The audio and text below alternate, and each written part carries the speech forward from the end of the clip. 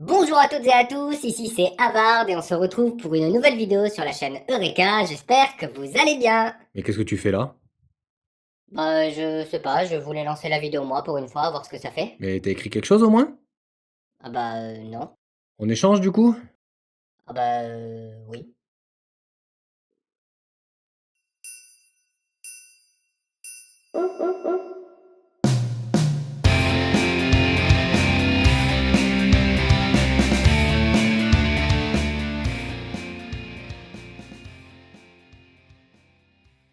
En tenant compte de vos votes en commentaire, ce que je fais chaque semaine pour écrire mon nouvel épisode, je me rends compte qu'il y a un thème qui revient en force et ça tombe très bien parce qu'on n'en a pas parlé depuis quelques temps. Nous allons donc nous plonger dans un scénario qui me fascine, j'espère que ce sera le cas pour vous aussi. Que se passerait-il si nous ressuscitions les dinosaures? Bon vas-y, à mon avis on se ferait tous bouffer. Oui, ben ne t'inquiète pas, personne ne te le demande ton avis. Sympa, j'aurais vraiment dû écrire quelque chose. Bienvenue pour un épisode 2 sur le thème des animaux insolites, c'est parti et bonne vidéo.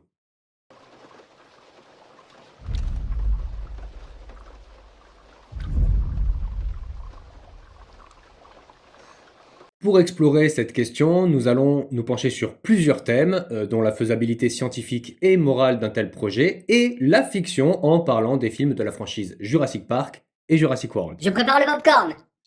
Ainsi, nous traiterons deux thèmes sur cette chaîne, celui des animaux insolites que sont les dinosaures, et celui des films et séries pour parler des films de la licence cinématographique. Oh mais ça va devenir une marotte de traiter plusieurs thèmes en même temps. Bah, ça avait marché pour Titanic, il me semble. Pour celles et ceux qui préfèrent passer cette partie et arriver directement à celle consacrée aux films et séries, je vous mets le timecode à l'écran.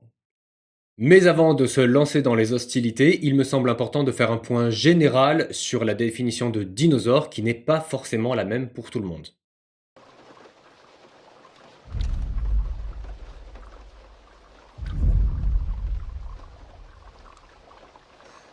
Déjà, commençons par leur nom. Dinosaure est emprunté au latin dinosaurus par le paléontologue Richard Owen.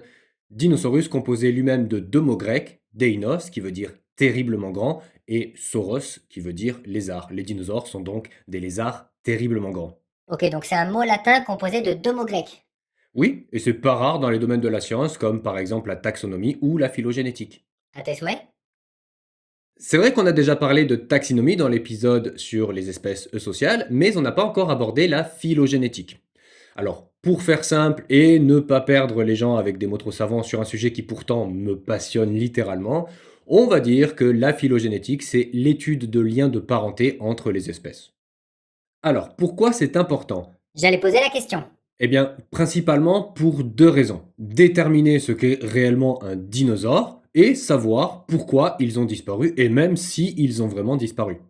J'ai pas vu beaucoup de stégosaures en ville ces derniers temps, hein. Faut dire qu'il a beaucoup plu ces temps-ci. Et ne réfléchis pas, c'est une blague. Elle est donc différente de la taxonomie qui permet de référencer les espèces, tandis que la phylogénétique établit des liens entre elles. Par exemple, la taxonomie permet de nommer l'espèce Havard-le-Gris et l'espèce Havard-le-Bleu. La phylogénétique permet de dire que ces deux espèces sont cousines. Par contre, aucune de ces deux sciences n'explique pourquoi ils ne se supportent pas. Hé! Ça m'a fait mal ici et ici. Un autre exemple, plus en rapport avec notre sujet, le ptérosaure n'est pas un dinosaure mais un reptile volant. Le plésiosaure, quant à lui, n'est pas non plus un dinosaure puisqu'il s'agit d'un reptile aquatique. Par contre, la poule ou le colibri sont bien des dinosaures. Ils n'ont donc pas disparu. Nous vivons donc toujours parmi eux. C'est la fin de cet épisode. Merci, au revoir. Évidemment, nous allons parler dans cet épisode d'une dinosaure dans un sens plus large que celui phylogénétique, c'est-à-dire le gros lézard avec des écailles, des plumes, des dents, des nageoires et même des armes comme des marteaux, des aiguillons. Attends, tu nous dis que le poulet et le T-Rex sont cousins et tu nous laisses là-dessus. Bah, j'avais pas l'impression que ça te passionnait la phylogénétique, alors j'ai pas insisté. Pour faire simple, un arbre phylogénétique est constitué de plusieurs clades. Là, on va partir du clade Archosaurida qui va regrouper les Pterosauria, dont les ptérosaures font partie, les Pseudosaucia, qui concernent tout ce qui est crocodilien, et le clade Dinosauria, et donc les dinosaures, qui lui-même est divisé en deux clades. Jusque-là, ok. Tant mieux parce que ça se complique un peu après. Dinosauria regroupe les dinosaures oiseaux sous le clade Ornithischia, dans lequel on retrouve notamment le stégosaure, l'ankylosaure et même les iguanodons. L'ensemble des espèces du clade est herbivore. De l'autre côté, les dinosaures lézards sous le clade Saurischia, dans lequel on va retrouver plusieurs clades, dont celui des Théropoda, dans lequel on retrouve le Tyrannosaurus rex, les Vélociraptors, mais aussi le clade Sauropodomorpha, dans lequel on va retrouver les longs cous, Diplodocus, Brachiosaure, etc. Ok, donc les oiseaux sont les descendants des ornithischia. Eh bien non.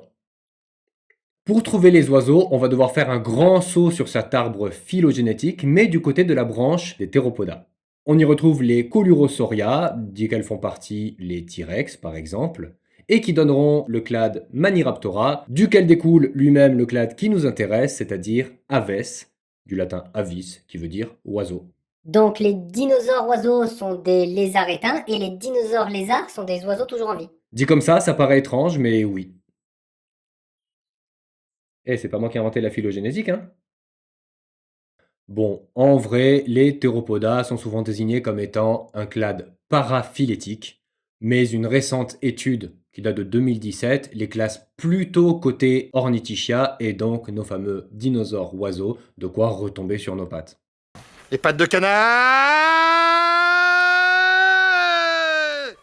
En fait, le clade Dinosauria regroupe plus de 230 millions d'années d'existence. Il est donc normal de trouver autant de variations entre toutes ces espèces, certaines étant plus connues que d'autres. Les dinosaures pouvaient mesurer entre 2 et 40 mètres et peser entre 2 kg et une centaine de tonnes. On trouve les premiers spécimens durant le Trias, entre 252 et 201 millions d'années avant notre ère, où ont vécu notamment les Eoraptors ou les Rherosaurus. Puis vient le Jurassique, entre 201 et 145 millions d'années en arrière, avec le stégosaure ou le diplodocus. Et enfin, le Crétacé, entre 145 millions d'années et 66 millions d'années, avec l'avènement du grand Tyrannosaurus rex, mais aussi du Triceratops, de l'ankylosaure et de plein d'autres grosses bestioles. C'est il y a 66 millions d'années que survient une des plus grandes extinctions de masse qui met fin à leur règne sur la Terre et permet à la vie de trouver un autre chemin, soit en laissant place à d'autres formes de vie comme les mammifères, soit en allant vers une évolution des espèces. Mais que se passerait-il si nous les ramenions à la vie?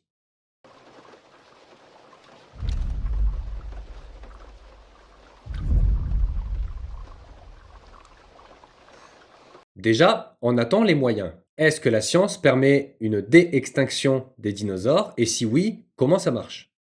Pour répondre à ces questions, il faut se pencher du côté de la génétique. Ça fait déjà 120 ans que le terme est inventé par William Bateson en s'adaptant du terme grec génos, et plus de 150 ans que l'on en entend parler grâce notamment aux 3 lois de Mendel. Grégor, si tu nous regardes, Il est mort depuis 140 ans, hein. je sais. La génétique permet de s'intéresser au génome, qui est désigné comme étant l'ensemble du matériel génétique d'un organisme et codé dans notre ADN. Ainsi, il suffirait d'un minuscule brin de cet ADN pour pouvoir connaître la composition d'un organisme et pouvoir envisager de procéder à une réplication, plus communément appelée le clonage. Et le clonage, s'il existe déjà in natura, et il est même pour certaines espèces végétales un mode de reproduction à part entière, il nous intéresse surtout pour sa propension à pouvoir dé-éteindre des espèces disparues. Les premiers clonages ne datent pas d'hier, puisqu'on retrouve dès 1952 la possibilité de cloner une grenouille à partir de cellules embryonnaires, puis un poisson rouge en 1963, et enfin un mammifère, le rat, en 1983, soit 13 ans avant Dolly. Pour celles et ceux qui l'ignorent, Dolly est une brebis dont on a beaucoup entendu parler, notamment parce que c'est le premier mammifère à avoir été cloné à partir de cellules somatiques adultes. C'est d'ailleurs pour ça qu'elle s'appelle Dolly. Mais t'es qui toi? Monsieur Pourpre, enchanté. Dolly a été clonée à partir d'une cellule de glande mammaire. Les chercheurs ont donc eu le très mauvais goût de la baptiser en hommage à Dolly Parton, chanteuse réputée pour son opulente poitrine. Je pensais pas dire ça un jour, mais je regrette presque le sarcasme de Legris. Maintenant qu'on sait ce qu'est un dinosaure, qu'on a rapidement survolé la génétique et le clonage, qu'est-ce qu'on attend pour ressusciter nos gros lézards? Hélas, c'est pas aussi simple que ça, et pas uniquement pour des raisons scientifiques d'ailleurs. Parce que oui, même si on n'en a pas beaucoup parlé, en plus de savoir si la science est prête pour un tel projet, se pose la question éthique. A-t-on le droit de jouer aux petits chimistes et de ramener à la vie des animaux que l'histoire a décidé d'éteindre? Et de plus, quels seraient les impacts environnementaux d'une telle résurrection? Toutes ces questions continuent d'ailleurs d'être posées pour un autre projet né sous la houlette de George Church, un généticien de Harvard qui s'est mis en tête depuis quelques années de ressusciter le mammouth laineux afin de repeupler la toundra. Alors si au niveau génétique on avance plutôt bien, on a retrouvé notamment la peau d'une mammouth femelle disparue il y a 7000 ans et qui permet de reconstituer 96% de l'ADN de l'animal, sur le plan éthique c'est une autre histoire. Et si la question se pose pour un éléphant que l'on veut doter de quelques brins d'ADN de mammouth pour l'aider à résister au froid, imaginez ce qu'il en serait pour un grand lézard de plus de 10 mètres armé de griffes et de dents. On n'a qu'à le faire en cachette. Au pire, on crée des dinos dans un parc et on le dit à personne. On ne peut pas refaire vivre les Mais dinosaures. le bleu dit qu'on peut. Non, il a seulement expliqué les problèmes éthiques, mais Bon, scientifiquement... je peux en placer une? Le problème se pose de toute façon aussi du côté scientifique, parce que contrairement au mammouth, on ne dispose pas de brins d'ADN en assez bon état pour un dinosaure. D'ailleurs, les généticiens pensent qu'un brin d'ADN ne peut pas survivre plus de 7 millions d'années. Alors, ressusciter un mammouth qui a disparu il y a 4000 ans, ok, mais un dinosaure qui est plus là depuis 70 millions d'années, c'est un peu plus compliqué. Et toc! Nous ne sommes donc pas près de voir le moindre dinosaure brouter nos pelouses dans nos jardins ou chasser l'éléphant dans la grande savane africaine. Pourtant, beaucoup de gens en ont rêvé, comme par exemple un autre diplômé de Harvard, Michael Crichton, qui en a même fait plusieurs romans.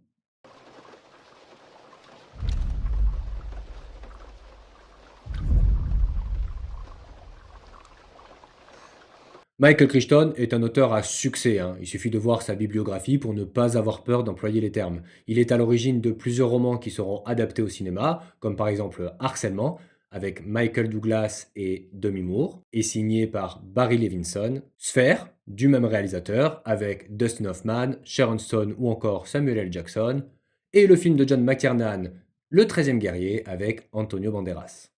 Il est également l'auteur du roman Monde Ouest, qui donnera bien plus tard à la série Westworld et passera même à la réalisation pour la création de la série Urgence. Mais s'il nous intéresse aujourd'hui, c'est pour avoir écrit Jurassic Park en 1990 et sa suite Le Monde Perdu en 1995.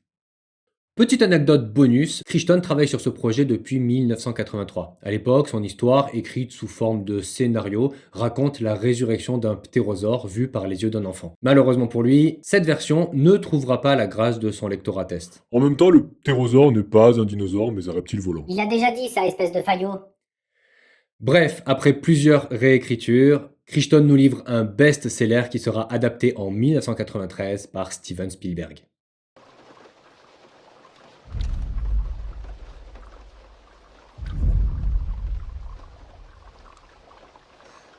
Bon, je refuse de croire qu'il existe encore des gens sur cette planète qui n'ont pas vu ces chefs-d'œuvre du cinéma, mais je vais quand même en faire un petit résumé pour les derniers troglodytes. Le film met en scène deux paléontologues reconnus par la profession, le professeur Alan Grant, joué par Sam Neill, et le professeur Ellie Sattler, joué par Laura Dern, qui sont contactés par John Hammond, le riche PDG de la société InGen. Celui-ci a besoin de leur expertise pour son nouveau parc d'attractions, situé sur Isla Nublar et baptisé Jurassic Park, afin qu'il puisse obtenir l'autorisation de l'ouvrir.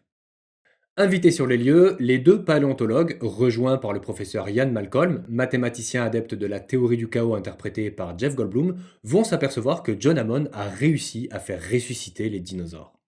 Mais tout ne va pas se passer comme prévu, et les visiteurs seront très vite confrontés aux gigantesques habitants du parc qui souhaitent les inscrire à leur menu.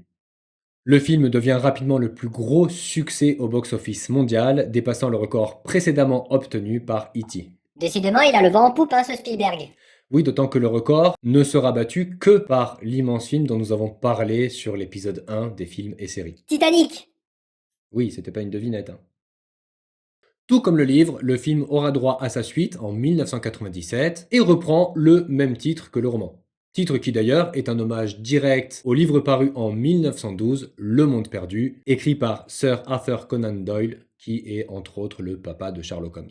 L'histoire se déroule 4 ans après le désastre du parc d'attractions, sur le deuxième site, Isla Sorna, qui était destiné à la naissance des dinosaures avant qu'ils soient intégrés au parc d'attractions. John Hammond, conscient de son échec, souhaite désormais préserver les dinosaures desquels il se sent directement responsable de la menace qui plane par l'intermédiaire de InGen, qui a été reprise depuis par son neveu, et qui souhaite redorer le blason et le portefeuille de sa compagnie en exploitant les dinosaures sur l'île.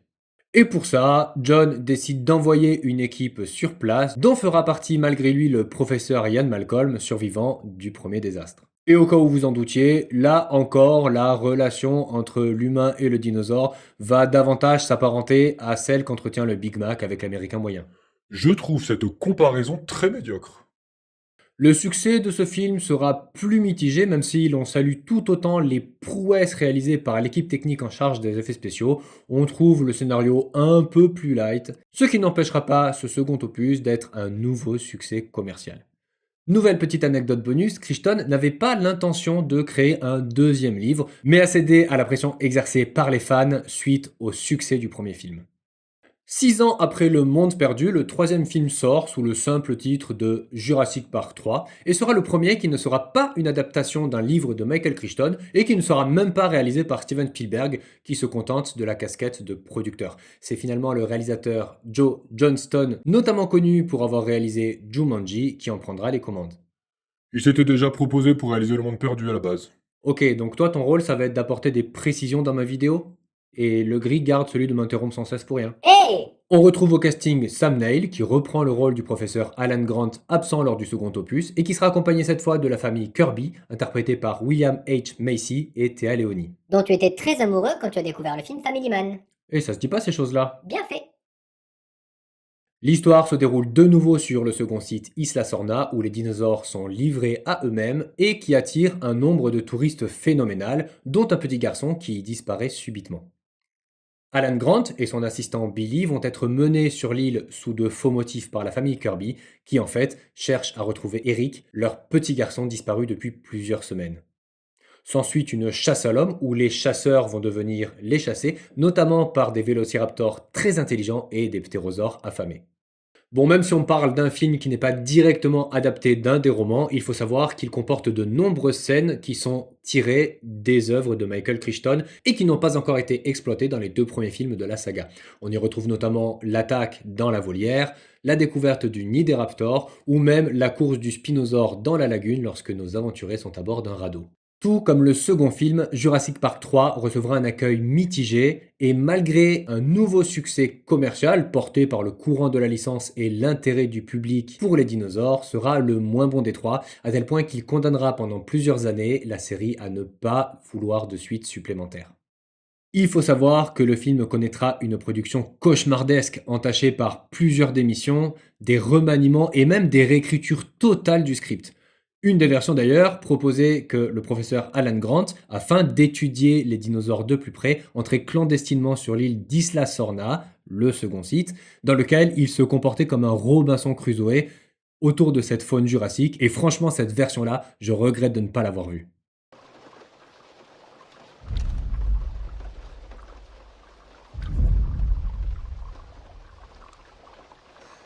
Il faudra finalement attendre l'année 2010 pour que le réalisateur Joe Johnston se dise prêt à reprendre du service pour un 4e volet, film qui sera effectivement annoncé par Universal Studios en 2013, mais qui en confiera la réalisation à Colin Trevorrow. Et à partir de là, je vous avoue que j'ai un peu du mal à continuer.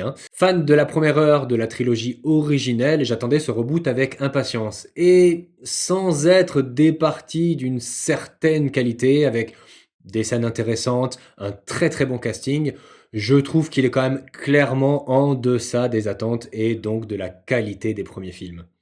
À tel point que j'ai du mal à les considérer comme étant des films de la licence Jurassic Park. Mais bon, allons-y.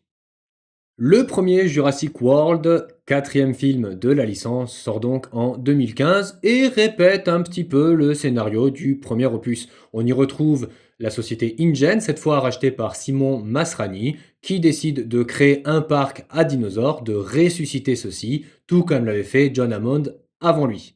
John Hammond d'ailleurs, qui est cité en hommage puisque l'acteur Richard Attenborough est malheureusement décédé en 2014. Mais 22 ans après les faits établis dans le premier film, le public commence à se lasser des dinosaures, à tel point que les chercheurs du parc vont décider de créer une toute nouvelle espèce de dino sous la houlette du docteur Henry Wu, déjà présent dans la première trilogie. Cette nouvelle espèce devra être plus grande, plus dangereuse, plus spectaculaire, et on y arrivera en croisant des ADN de plusieurs autres espèces, dont le T-Rex ou les raptors. Mais tout ne se passe pas comme prévu. Alors ça, je l'ai pas vu venir. Ce nouveau dinosaure, baptisé Indominus Rex, échappe au contrôle du parc et la directrice de celui-ci, Claire Dearing, jouée par Bryce Dallas Howard, est obligée d'aller chercher son ex, Owen Grady, joué par Chris Pratt, alors éleveur de raptors, pour l'aider à aller capturer la créature qui se balade librement dans le parc et sème la zizanie. Honnêtement, ce film, qui est clairement en dessous des précédents d'un point de vue scientifique et d'un point de vue scénaristique, n'est pas si mauvais. Il y avait même certaines bonnes idées, comme par exemple la lassitude du public envers les dinosaures qu'il côtoie depuis maintenant 22 ans, de très bons effets spéciaux, un focus intéressant sur l'interaction entre les raptors et les humains, et même un caméo sympathique du présentateur Jimmy Fallon. Il y a même dans le script pourtant léger quelques répliques qui m'ont donné le sourire, comme par exemple celle d'un employé du parc qui dit qu'il faudrait que les sponsors donnent leur nom aux nouvelles créatures, on le fait bien pour les stades de foot. Genre un Icosaur ou un Burger Kingosaurus Rex? Oui, mais c'est moins drôle si t'expliques la blague du coup. Et surtout, on a un très bon casting avec Chris Pratt, qui est quand même un Avenger, excusez du peu, Bryce Dallas Howard, la fille du réalisateur Ron Howard, qui est notamment connue pour avoir joué Gwen Stacy dans Spider-Man 3.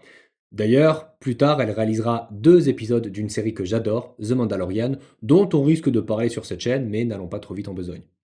On a aussi quelques très bons seconds rôles, comme Vincent D'Onofrio, que l'on connaît de Men in Black ou de l'excellente série Daredevil, le français Omar Sy, que je ne vous présente pas, et Judy Greer, entre autres stars.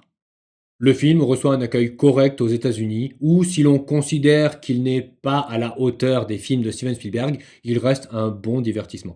Il est un peu moins bien accueilli en Europe, où l'on critique sa qualité moyenne, un scénario fade, et même des traces de sexisme au travers du personnage de Claire.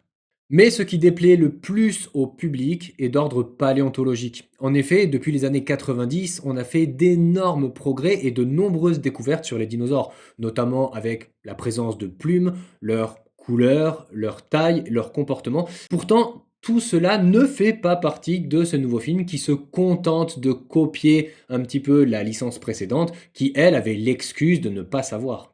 Tout cela n'empêche pas le film d'avoir une première suite en 2018, The Fallen Kingdom, qui est un quasi synonyme de Le Monde Perdu, et sur lequel je vais pas trop m'étendre, parce que finalement le scénario est très basique et beaucoup copié, ou en tout cas très similaire à Le Monde Perdu de 1997. On y retrouve des dinosaures sur le second site, Isla Sorna, qui sont livrés à eux-mêmes, et que les humains responsables de leur existence veulent à tout prix sauver des méchants capitalistes qui veulent faire de l'argent sur leur dos. Le troisième volet sort en 2022 sous le nom Le Monde d'après, et là se pose un petit problème d'ordre scénaristique. Les dinosaures ne servent à rien. Ok, ils existent, ils sont là, ils font partie du film, mais ils ne font absolument pas avancer l'intrigue et ne servent à rien dans le scénario. En fait, on parle plutôt d'invasion de sauterelles et de contrôle de la production mondiale, mais ce genre de scénario pourrait très bien s'écrire dans un monde où les dinosaures sont absents. Et dinosaures ou pas, le film n'est pas bon, le scénario est plat, les personnages n'ont aucune substance, aucune saveur, ce qui fait de ce film le pire des 7 films de la licence. À noter quand même la présence du casting originel, le professeur Alan Grant, Ellie Sattler et le professeur Ian Malcolm, qui reviennent sur le devant de la scène pour le plus grand plaisir des fans de la première heure. Quand le fanservice vient sauver les incohérences et la vacuité scénaristique. Ouais, je suis d'accord avec toi, même si j'aime pas bien l'idée. Le film reçoit un accueil très froid et des notes catastrophiques de la part de sites comme Rotten Tomatoes ou Metacritic, mais fait quand même un nombre d'entrées en salle honorable, selon moi encore une fois sauvé par les fans des dinosaures et des films de Steven Spielberg. Quant à moi, j'ai pas fini de m'excuser auprès de la personne que j'ai traîné voir ce film alors qu'elle voulait aller voir Top Gun Maverick à la base. Pardon. Après cet échec déguisé, on n'aura plus droit à une suite Jurassic World, me direz-vous. Eh bien si, celle-ci est annoncée en 2023 pour une sortie en 2025, avec notamment Scarlett Johansson au casting. Décidément, il y a beaucoup d'acteurs Marvel chez les dinosaures. Bah, Le casting n'a jamais été un problème chez Jurassic World, au contraire. À la lecture du synopsis, je vous avoue que je ne pars pas très optimiste, même si Frank Marshall, le producteur de ce 7e volet, baptisé Jurassic World Renaissance, dit qu'il ignorera complètement l'intrigue du dernier volet parce qu'ils se sont un peu trop éloignés du sujet initial. Alors, est-ce que cette déclaration est faite pour attirer de nouveau des spectateurs un peu lassés par la licence ou est-ce un véritable souhait de repartir sur de bonnes bases? Je vous laisse me dire ce que vous en pensez en commentaire.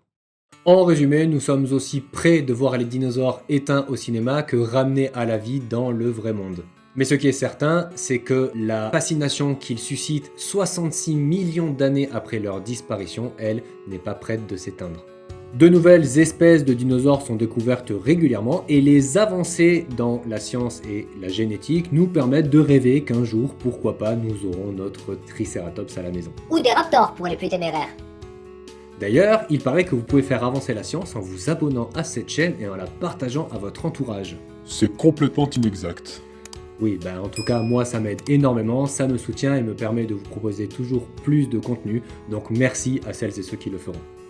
D'ailleurs, et comme toujours, c'est vous qui décidez du prochain contenu disponible sur la chaîne Eureka en votant en commentaire pour votre thème préféré. Rassurez-vous, pour celles et ceux qui ne connaissent pas les thèmes abordés, ils sont tous disponibles à la fin de cet épisode. J'en profite pour vous dire qu'il va y avoir un petit peu de changement dans les thèmes abordables et proposés. Je l'ai déjà plus ou moins teasé sur mes réseaux sociaux, mais je reviendrai vers vous le plus rapidement possible lorsque tout ça sera officiel. En attendant, c'est la fin de cette vidéo. Je vous remercie infiniment pour votre suivi. J'espère qu'elle vous a plu. Moi, j'aurai le plaisir de vous retrouver sur la prochaine vidéo. D'ici là, prenez soin de vous et on se dit à bientôt. Ciao!